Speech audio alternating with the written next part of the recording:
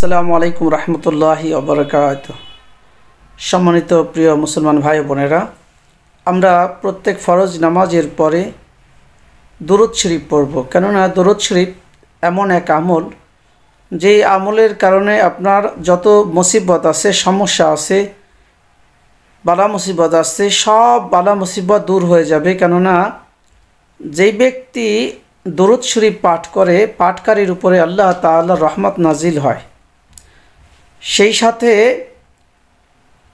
প্রত্যেক ফরজ নামাজের পরে যখন আমরা একবার করে আয়াতুল কুরসি পড়ব, তো এই আমল করার কারণে আল্লাহ তাআলা মৃত্যুর পরপরই আমাকে জান্নাতে ঢুকাই দেবেন। সুবহানাল্লাহ।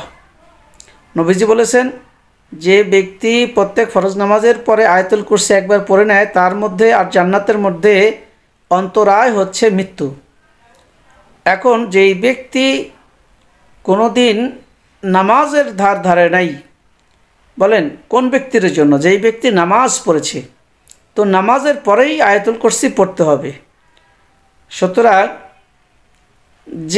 যে ব্যক্তির জ্বর হয়েছে সেই তো নাপাক হবে, কি ঠিক কিনা?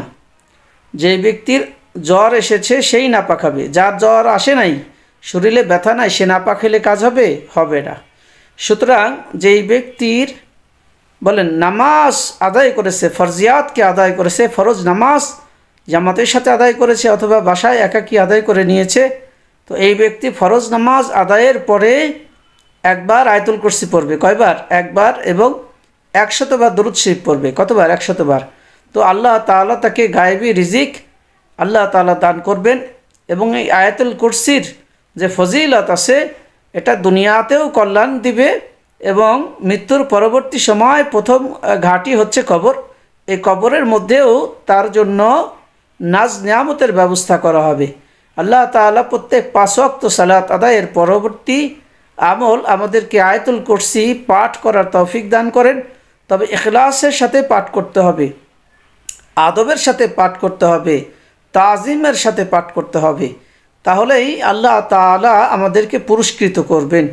কেননা আয়াতুল কুরসির মধ্যে আল্লাহ তাআলার মারিফত নিহিত আছে, আল্লাহ তাআলার পরিচয় আল্লাহ তাআলা দিয়েছেন বান্দাদেরকে।